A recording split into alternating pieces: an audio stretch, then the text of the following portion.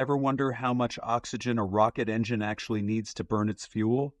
Or how much gas a chemical reaction will produce at a specific temperature and pressure? That's gas stoichiometry, and the math can get messy fast. This free gas stoichiometry calculator does the heavy lifting for you. Just enter your balanced chemical equation, plug in your known quantity, temperature, and pressure, and it instantly calculates the volume or moles of any gas involved using the ideal gas law. Here's a quick example. Burning methane and oxygen.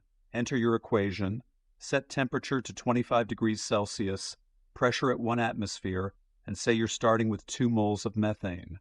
The calculator instantly tells you exactly how much carbon dioxide and water vapor you'll produce. No more manual conversions, no more unit errors. Try the Gas Stoichiometry Calculator for free using the link below. Your chemistry problems just got a whole lot simpler.